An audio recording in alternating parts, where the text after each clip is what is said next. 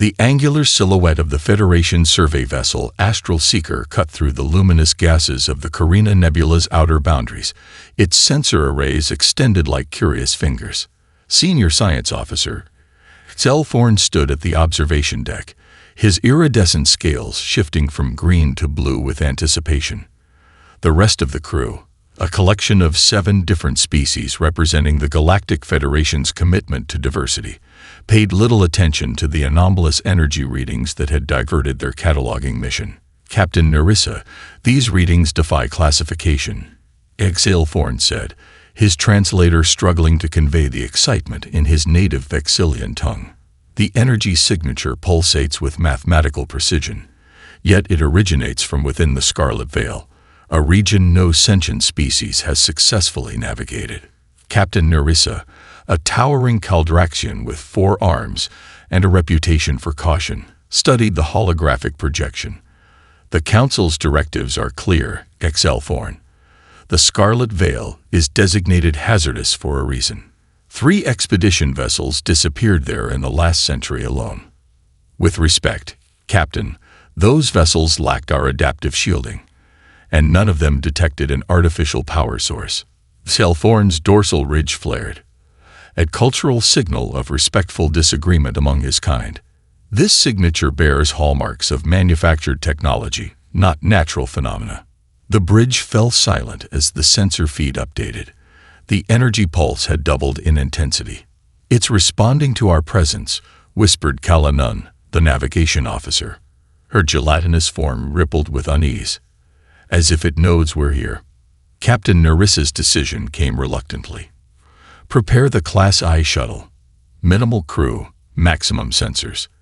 Thorn will lead the expedition." She fixed her compound eyes on the science officer. "At the first sign of danger, you retreat. That's an order." 3 hours later, Thorn guided the shuttle through the nebula's crimson tendrils. Beside him, 2 junior officers monitored shield integrity as the cosmic dust grew thicker, occasionally scraping against their hull with metallic screams. "Radiation levels increasing," reported Trell, the Mencherian engineer. "But the signature is stronger, definitely artificial." The nebula suddenly parted before them, revealing a pocket of clear space, and within it, the unmistakable form of a spacecraft. Unlike the organic curves favored by most Federation designs, this vessel featured harsh angles and practical geometry. Its hull was scarred with evidence of weapons fire, yet it remained structurally intact. "Federation archives accessing," announced the shuttle's eye. "Vessel identified. United Earth Ship Defiant. Human military designation. Last recorded communication 214 standard years ago during the Earth colonial conflicts. Status: presumed destroyed." "Impossible," Trell whispered. "Humans only achieved warp capability 180 years ago. This design suggests technology they shouldn't have possessed for another generation." Thorn adjusted their trajectory, bringing them alongside the silent vessel. The humans have always been full of surprises. It's why many council races opposed their Federation membership. As their shuttle approached the larger ship's airlock, Thorn directed a standard communication burst, the universal greeting protocol established for first contact scenarios. For several seconds, nothing happened. Then everything changed. Lights flickered across the Defiant's hull, racing like neurons firing after centuries of dormancy. What they had presumed was decorative paneling reconfigured into scanning arrays, bathing their shuttle in penetrating energy. "We're being scanned at the molecular level," Trell reported, his voice rising with alarm. "Our system's air." The shuttle's engines died. Life support flickered but stabilized. Communications fell silent. From the Defiant's hull, panels slid open, revealing sleek mechanical drones that detached and surrounded the shuttle. One approached the viewport, its optical sensor focusing directly on Thorn. "Biological entities detected," came a synthesized voice through their communication system. "Non-human genetic patterns identified." A pause. "Initiating quarantine protocol. Searching for command authorization." Hexelthorn watched in fascination as the drone interfaced with their shuttle's database, extracting information faster than their security systems could respond. The last functioning display showed their own sensor feed of the Defiant, and the readings were changing by the second. The ancient human vessel wasn't just active. It was awakening. The emergency session of the Federation Council stretched into its fourth hour. Representatives from 37 species filled the Grand Chamber, their voices rising in discordant debate as Admiral Thrix presented the final status update. The Astral Seeker reports complete loss of contact with Science Officer Zelthorn's shuttle. Their last transmission indicated successful location of the human vessel before all communications ceased. Commander Zavrek stood at the chamber's edge, his scared face partially hidden by the ceremonial hood of the Tashan diplomatic corps. His assignment to this crisis wasn't coincidental. 23 years earlier, he had led the first official Federation contact with human colonists on Proxima Centauri B. The mission had ended with 3 dead Tashans and Zavrek's career in tatters. The UES Defiant. Zavrek finally spoke, his voice drawing immediate silence across the chamber. Was not simply a military vessel. According to limited human historical archives, it was designated as the flagship of the Exodus fleet. The Federation president, a meridian whose translucent body pulsed with bioluminescent patterns indicating concern, leaned forward. Explain the significance, Commander. During what humans call the Earth Wars, their homeworld's nations created contingency plans for species preservation. The Exodus fleet carried genetic repositories, cultural archives, and selected personnel. Its mission was to ensure human survival should Earth fall. Zavrek's four-fingered hand activated a holographic display. Its disappearance is considered their greatest historical mystery. And now it awakens, coincidentally, just as humans have gained influence within our trading networks. The Valerian diplomat's accusation hung in the air. Admiral Thrix interrupted. Our analysts have examined the Astral Seeker's sensor data.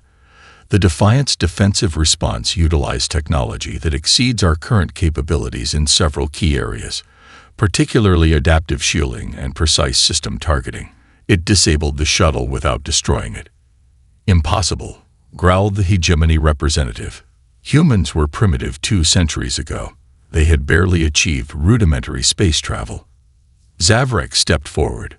Perhaps our understanding of human development is incomplete. I propose leading a specialized team aboard our most advanced research vessel, the Arbiter. We will extract Excelthorn's team and contain this situation.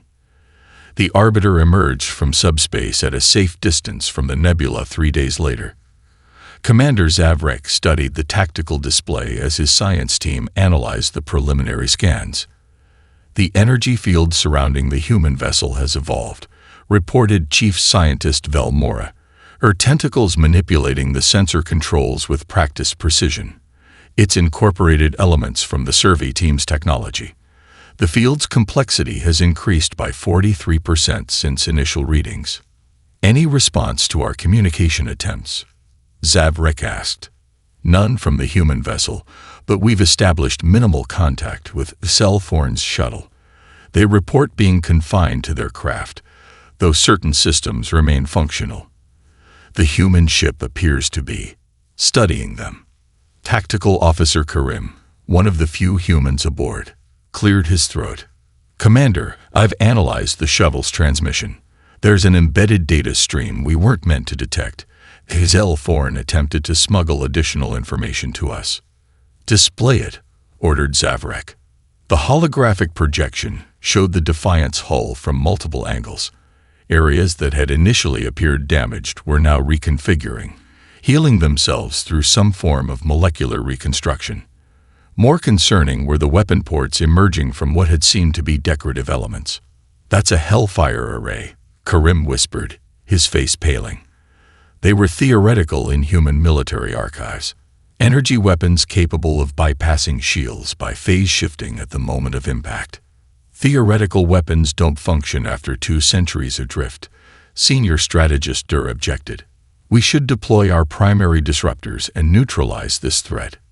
No, Zavrek's voice cut through the debate. If those are indeed Hellfires, our conventional shields would be useless. We negotiate. The Arbiter advanced cautiously, its powerful sensors probing the ancient vessel. When they crossed an invisible threshold, the Defiant responded immediately, not with weapons, but with a tightly focused electromagnetic pulse that temporarily blinded their forward sensors. A warning shot, Zavrek noted. It could have disabled us entirely. The main screen flickered, displaying a message in primitive human text. GDNETIC authentication required. Non-human entities restricted. Presenting unauthorized force while result in defensive pyrotocios. Zavrek exchanged glances with Officer Karim. It seems we need a human touch after all. Captain Elena Vasquez stepped aboard the Arbiter with measured confidence, ignoring the sidelong glances from the Federation crew. At 43, she was considered young for her position as the foremost expert on pre-Federation human spacecraft. The small leather pouch hanging from her neck drew particular attention, an anachronism among the sleek technology surrounding them. Captain Vasquez, Commander Zavrek greeted her with a formal Tashin gesture, one clawed hand pressed against his chest plate. Your rapid response is appreciated. When the Federation urgently requests human expertise, one assumes the situation has become dire indeed, she replied, her smile not quite reaching her eyes. Your message mentioned the Defiant. Most historians consider it mythological, a convenient explanation for the loss of thousands during the Earth Wars. Zavrek led her to the command center where holographic projections displayed the ancient vessel from multiple angles. Mythological ships don't disable Federation shuttles, he noted dryly, nor do they selectively permit access based on genetic markers. Vasquez studied the displays, her fingers tracing the whole configuration as if touching a sacred artifact. The design matches classified records from the Preservation Initiative. If authentic, this vessel represents everything my great-grandfather's generation feared losing. Your great-grandfather, the science officer Velmore interjected. Federation records indicate the Defiant disappeared 214 standard years ago. Humans maintain extended family memories, Vasquez explained without looking away from the schematics. My ancestor served on the Defiant's sister ship. His knowledge was passed down, including recognition protocols that might prove useful. She opened the leather pouch, extracting 2 metal tags suspended on a chain. Military identification, DNA encoded. Zavrek's composed facade cracked slightly. You brought ancient human military artifacts aboard my vessel without declaration. You requested authentication methods. This is one. Vasquez turned to Officer Karim. Prepare a communication probe. Non-powered, minimal tech. We'll attach these tags and let the Defiant systems analyze them without perceiving a threat. 30 minutes later, they watched the small probe drift toward the ancient warship. When it crossed the invisible security perimeter, the Defiant's response was immediate but unexpected. Rather than the defensive scan they'd witnessed previously, a series of lights pulsed along the hull in a distinct pattern. Recognition protocol, Vasquez whispered. It's acknowledging the tags. A tightly focused transmission suddenly penetrated the Arbiter's communication array, bypassing security protocols that should have been impenetrable. Text scrolled across their displays in an antiquated human language. What does it say? Zavrek demanded. Vasquez's hand trembled slightly as she translated. Genetic verification stage 1 complete. Proceeding to direct authentication. Request approach of tagbearer. The implications silenced the command center. You can't possibly consider boarding that vessel, Velmora finally said. Our readings indicate unpredictable energy fluctuations. The risk is unacceptable.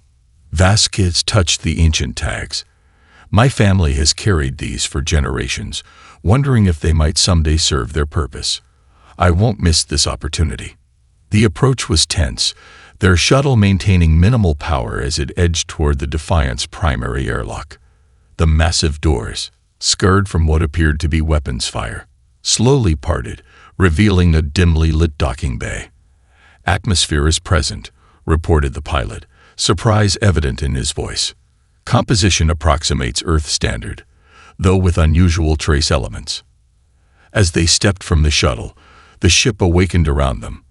Lights activated sequentially, creating a path deeper into the vessel. Wall panels displayed scrolling text and diagrams in the ancient human military format.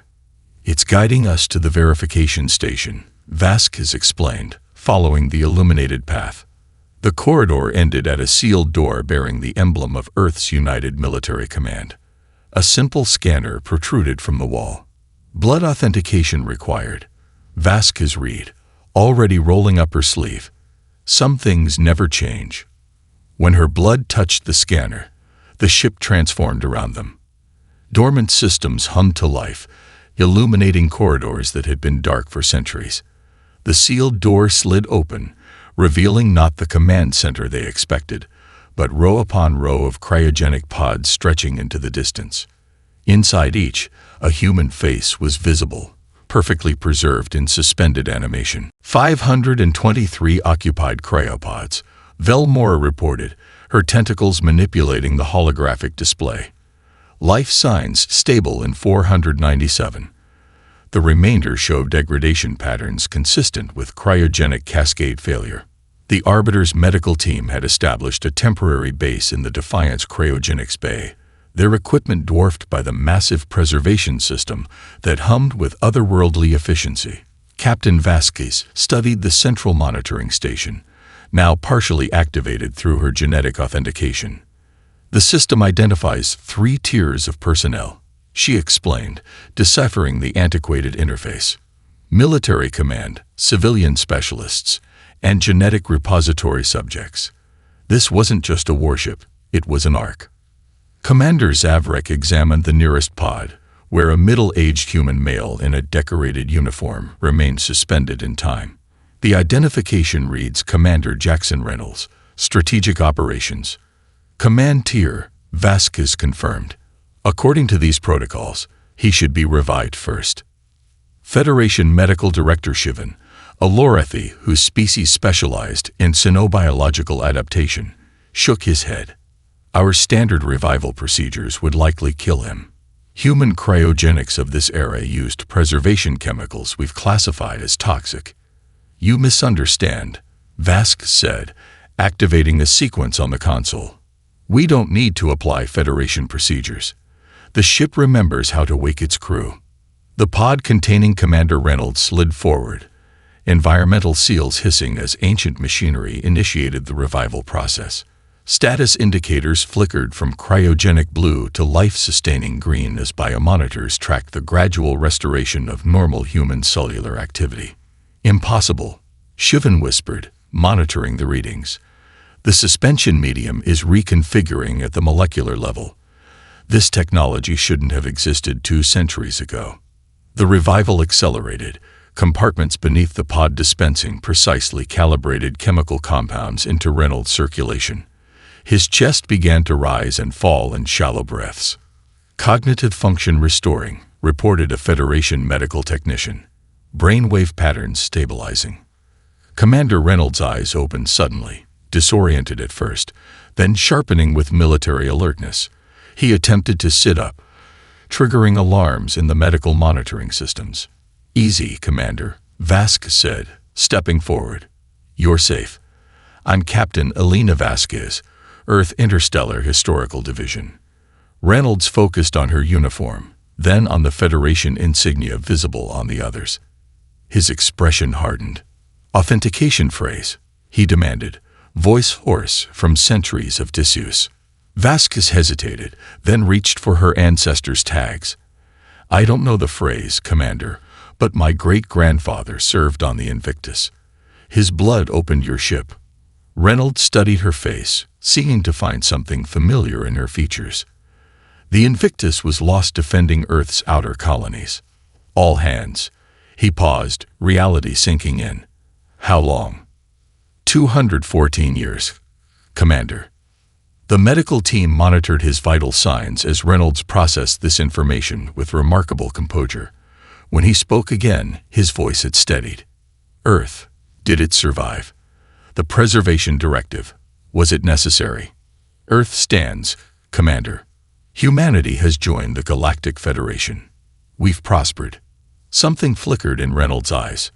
Relief, then immediate suspicion as he noted the non-human Federation members. And them. Are they aware of the purpose of this vessel? Before Vasquez could answer, a ship-wide alert sounded. The Defiant's central computer announced in a synthesized voice. Primary command presence detected. Initiating Level 1 protocols. Authorization. Reynolds, Jackson. Commanding Officer, Provisional. Throughout the ship, systems that had remained dormant despite Vasquez's partial authentication suddenly activated. On the command deck, navigational displays illuminated, showing star charts with designated coordinates. In engineering, the primary reactor core began warming protocols. Most significantly, the weapons systems ran automated diagnostics, power flowing to offensive capabilities that had remained hidden from Federation scanners. What's happening? Zavrek demanded. Commander Reynolds stood shakily, his body adjusting to gravity after centuries in suspension. Captain Vasquez, I need to speak with Federation officials immediately. What the Defiant carries is far more valuable than a few hundred lives. He glanced at the row of occupied pods. Wake Dr. Chen next. She's the only one who can access the vault. What vault? Vasquez asked. The reason we fled. The reason we were hunted. Reynolds' eyes reflected centuries-old fear. And the only reason humanity might survive what's coming. Dr. Amara Chen emerged from cryo-sleep with less disorientation than Commander Reynolds had shown. Her eyes, sharp and analytical, took in the Federation medical equipment with scientific curiosity rather than military suspicion. Interesting adaptations, she noted, examining a Lorathi tissue regenerator. Silicon-based neural interface. We theorize such applications but lacked the fabrication techniques. Dr. Chen, Reynolds interjected, they need to know about the Vorax. The name sent a visible ripple through Chen's composure. She glanced at the Federation personnel, then back to Reynolds. You're certain? Earth survived. Humanity joined their Federation. If the Vorax had succeeded, neither would be true. Zavrek stepped forward. This term, Vorax, does not appear in any Federation xenobiological database. It wouldn't. Chen replied, swinging her legs off the medical platform. May I access your star charts? Current ones. On the command deck, Federation and human officers gathered around the central holographic display as Chen overlaid the Defiant's ancient star maps with current Federation cartography. She highlighted a sector near the galactic rim. The Vorax originated here. Silicon-based hive consciousness with molecular-level manipulation capabilities. When they detected Earth's early electromagnetic transmissions, they recognized something unique in human brainwave patterns. Which was? Velmora asked skeptically. Individuality, Chen answered. Most sentient species develop variations of collective consciousness, telepathic links, shared neural patterns, or hive structures. Humans evolved with profoundly isolated consciousness, each mind distinct, unpredictable. This threatened them, Vasquez asked. Terrified them, Reynolds corrected. Their precognitive abilities depend on predictable consciousness patterns. Human minds appeared as voids in their perception, potential weapons they couldn't counter. Chen highlighted several star systems that existed in the Defiant's charts, but were absent from Federation maps. These systems were home to civilizations that evolved similar consciousness patterns to humans. None exist now. She turned to the Federation officers. What does your database report happen to these stars? Admiral Thrix, who had transferred from the Arbiter's sister ship, consulted his data tablet. Stellar collapse anomalies. 17 such events recorded over a 300-year period. Not anomalies, Chen said grimly.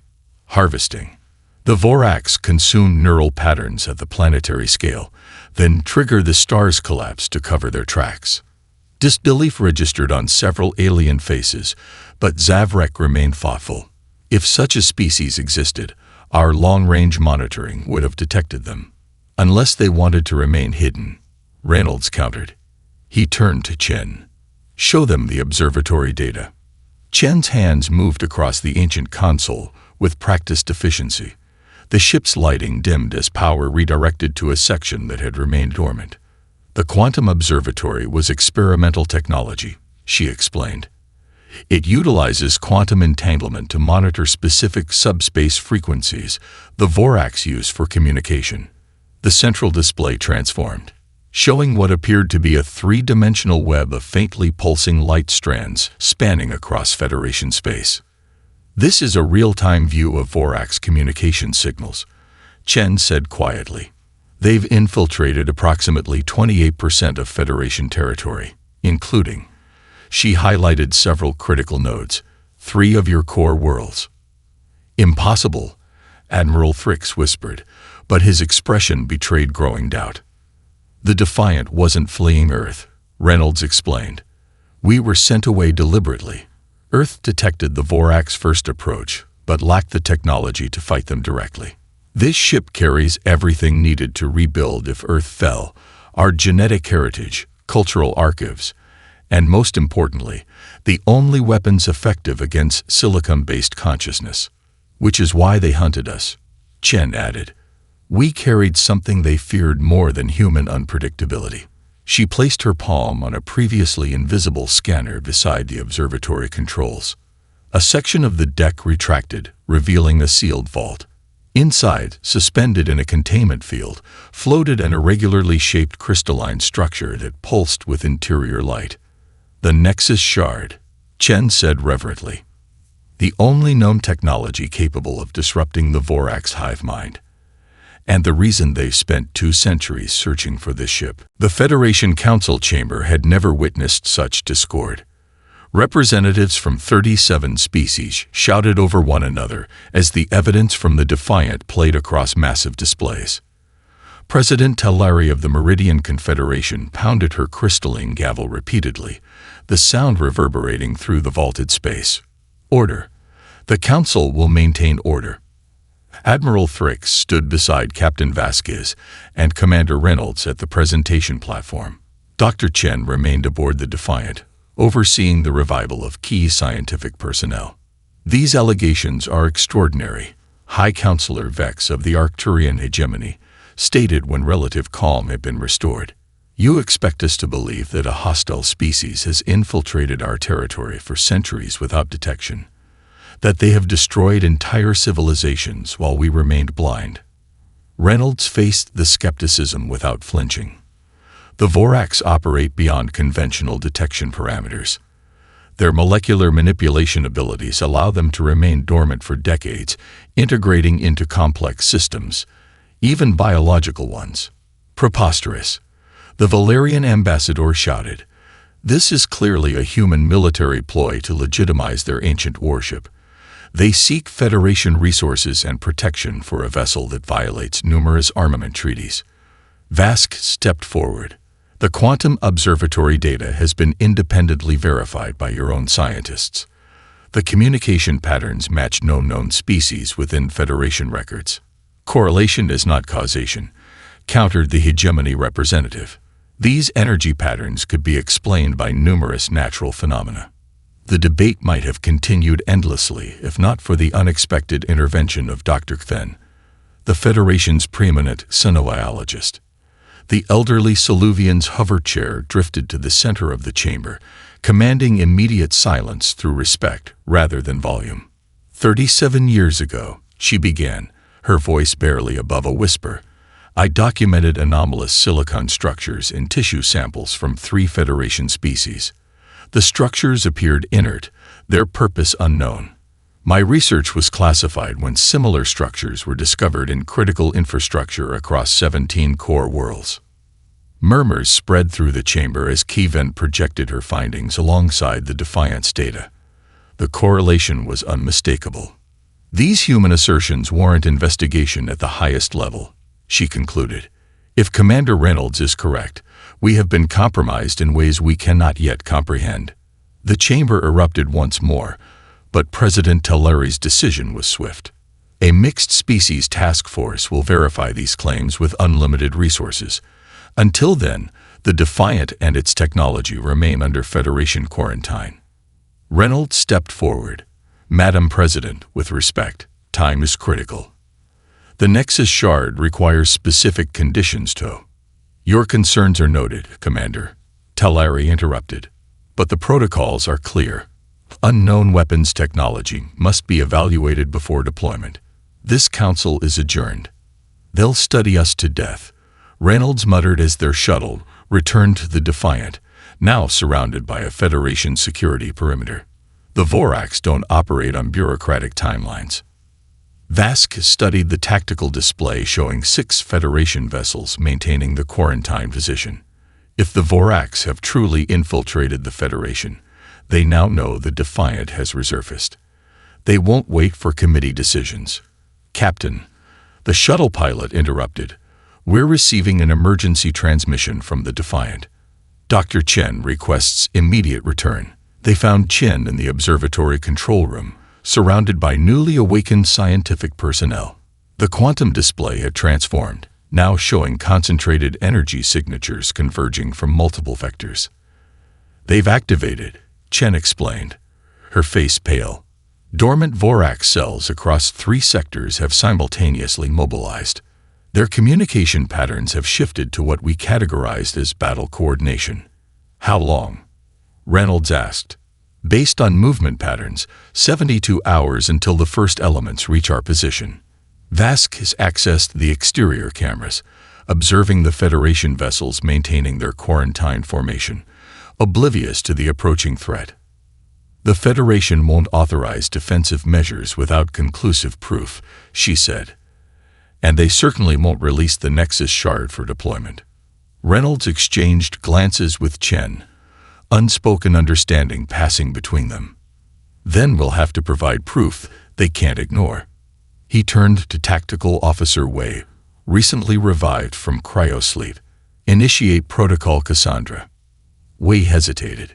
Sir, that protocol was designed for Earth's fall. Using it now would. Earth survived, Lieutenant, but the threat remains. Execute the protocol. Throughout the Defiant, previously dormant systems activated. Deep within the ship's core, a quantum transmitter powered up, sending a precisely calibrated signal that bypassed all known communication channels. On the bridge of every Federation vessel, on every inhabited world within range, displays activated without authorization. The quantum observatory data streamed directly to the Federation population, accompanied by the Defiant's historical records of worlds consumed by the Voraks. The evidence Earth had discovered centuries ago was finally revealed to the galaxy. Breach of protocol. Admiral Thrix thundered as he stormed onto the Defiant's command deck. You've violated 17 Federation security directives with this unauthorized broadcast. Commander Reynolds stood calmly at the central console, unfazed by the Admiral's fury. And yet you're here instead of maintaining your quarantine position. The evidence was compelling enough to change your priorities. Behind Thrix, Federation security officers maintained tense positions, hands near weapons. Captain Vasquez noted they were significantly outnumbered by awakened Defiant crew members. Reports are coming in from outlying colonies, Officer Karim announced, monitoring Federation channels. Outpost Gamma 6 has gone silent. Proxima Station reports unusual power fluctuations.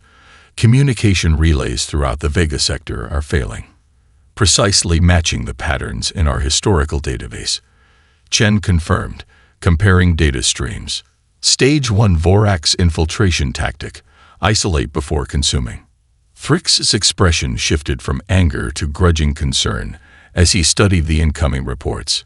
Even if these events correlate with your predictions, the Federation Council requires. A proximity alert cut him short.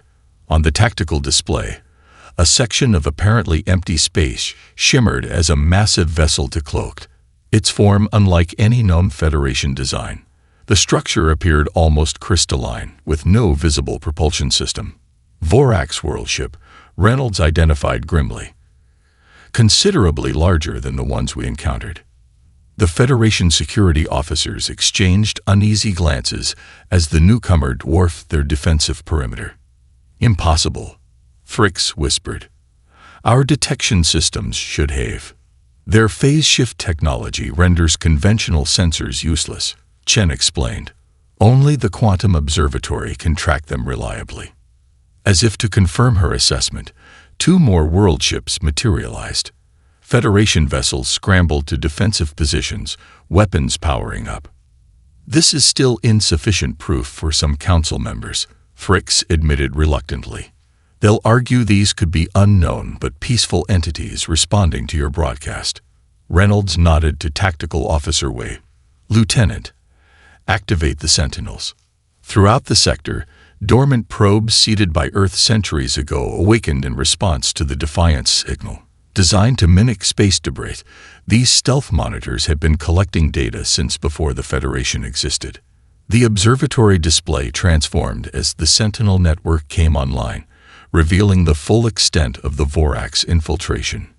Not dozens of ships, but hundreds lurked at the edges of Federation space, their presence previously undetected by conventional sensors. "By the eternal light," Fricks breathed, his skepticism finally shattered. "We've been blind." "Not blind," Vasquez corrected, "looking in the wrong spectrum." The Defiant was designed specifically to counter this threat.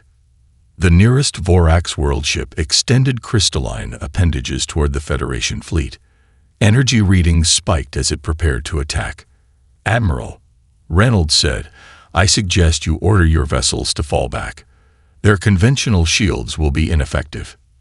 Fricks hesitated only briefly before opening a channel to the Federation fleet. "All vessels, defensive withdrawal pattern Sigma. Maintain minimum safe distance from unknown contacts." As the Federation ships maneuvered away, Reynolds turned to his crew. "Battle stations. Activate Hellfire arrays. Deploy quantum disruptors." The Defiant's transformation was remarkable. Hull sections previously appearing decorative reconfigured into weapon platforms. Energy surged through systems that had remained dormant for centuries. The Federation's most advanced warships couldn't withstand a direct Vorax assault. Fricks observed, watching the human crew operate with practiced precision. "What makes this ancient vessel different?" "Specialization," Chen replied. "Your ships are designed to handle any potential threat adequately. The Defiant was built for one purpose: to counter this specific enemy." The first Vorax attack came without warning, a focused beam of coherent energy that would have sliced through standard shields. The Defiant's defensive matrix shimmered, absorbing the attack through some impossible manipulation of phase space. "Return fire," Reynolds ordered, targeting pattern Alpha. The Hellfire arrays responded, launching not physical projectiles, but precisely calibrated energy pulses that shifted phase at the moment of impact, bypassing the Vorax vessel's defensive matrix. The effect was immediate and devastating. Sections of the world ship's crystalline structure shattered, its perfect symmetry disrupted. Admiral Fricks watched in stunned silence as the primitive human vessel executed maneuvers his best ships couldn't match, delivering precision strikes against an enemy they couldn't even properly detect. "I believe," Reynolds said with grim satisfaction, "you now have your proof." Federation fleet, this is Admiral Fricks. Form defensive perimeter around the Defiant. All weapons systems calibrate to frequencies being transmitted now. His orders acknowledged centuries of human foresight with a single command. The human vessel has tactical authority until further notice. Throughout the sector, Federation communication relays broadcast urgent warnings. Evacuation protocols initiated on vulnerable outposts as the full Vorax force converged on their position. 8 world ships now visible on the Quantum Observatory. On the Defiant's command deck, Reynolds studied tactical projections with Captain Vasquez and Dr. Chen. The Sentinel network indicates 3 more world ships approaching from the Galactic Rim. "We're outnumbered even with Federation support. What about the Nexus Shard?" Vasquez asked, glancing toward the secured vault beneath the deck. "If it's as powerful as you claim." It's not a conventional weapon, Chen explained. The shard creates a cascading disruption in silicon-based neural networks, but requires precise calibration for each target variant. We haven't had time to analyze the current Vorax configuration.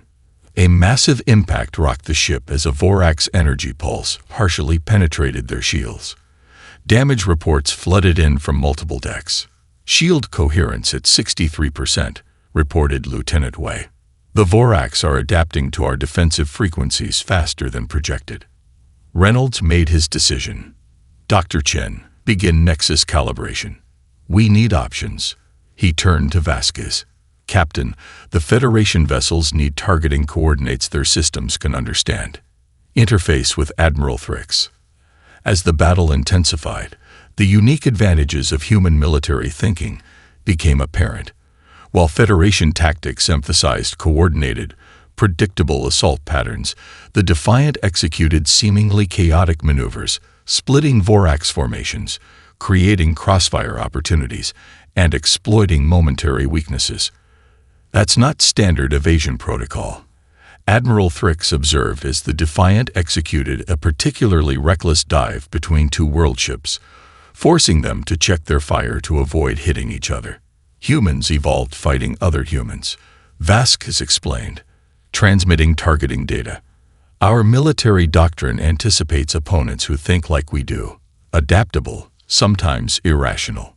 The Vorax hive mind struggles with our unpredictability. Despite these advantages, the Defiant absorbed punishing hits. 2 Federation vessels were lost, their crews evacuating to emergency shuttles as their ships disintegrated under Vorax fire. In the science bay, Chen worked frantically to calibrate the Nexus shard, analyzing Vorax communication patterns captured during the battle. I need more data on their primary control node, she called through the communication system. Current patterns suggest a hierarchical structure we didn't encounter before. Reynolds studied the tactical display, identifying a pattern in the world ship movements. There, he indicated a vessel holding position behind the others. Their attack formations pivot around that ship. It's coordinating the assault. Confirmed, Wei reported. Communication density is 30% higher around that vessel. Reynolds made the call that would define the battle. All power to forward shields and propulsion. Plot direct course to the command ship. Sir? Wei questioned. Direct approach will expose our ventral sections to at least 3 world ships. Exactly what they won't expect. Reynolds confirmed. Transmit our intentions to the Federation fleet. Request covering fire on my mark. The Defiant surged forward, absorbing devastating hits that would have destroyed any other vessel. Federation ships executed precisely timed attacks, creating momentary gaps in the Vorax formation. Nexus calibration complete, Chen reported. But effective range is limited. We need to be inside their defensive perimeter. We will be, Reynolds promised grimly. Prepare for direct deployment. The Defiant's engines pushed beyond safe parameters as it drove toward the Vorax command ship. Structural integrity warnings flashed across every console. 3 decks reported catastrophic breaches. Now, Dr. Chen. The Nexus shard emerged from its containment field, pulsing with impossible energy as it interfaced with the Defiant's weapon systems. The resulting beam pierced the Vorax command vessel's center, carrying the shard's crystalline resonance into the heart of the hive mind. For a moment, nothing happened. Then, like a neural seizure spreading through a vast organism, the effect propagated across the Vorax fleet. World ships lost coordination, their perfect formations dissolving into chaos. Some turned weapons against each other, while others simply drifted, their controlling intelligence shattered. The Defiant hung in space, critically damaged but triumphant. Emergency systems struggled to maintain life support as Federation vessels moved in to render assistance. On what remained of the command deck, Reynolds helped Chen to her feet amidst the smoke and debris. 2 centuries in waiting, he said quietly. Earth's final contingency fulfilled. Admiral Thrix surveyed the devastation with newfound respect. The Federation owes humanity a debt we cannot repay. Your ancestors' foresight saved us all. Not foresight, Vasquez corrected, helping wounded crew members. Humanity's greatest strength has always been preparing for worst-case scenarios. We evolved expecting the universe to test us at every turn. As Federation medical ships arrived to assist with revival of the remaining cryogenic passengers, a new chapter in galactic history began, one where humanity's unique evolution from isolated consciousness and internal conflict was finally recognized not as primitive development, but as an essential adaptation that had preserved the galaxy itself. The Defiance mission, centuries in execution, was complete.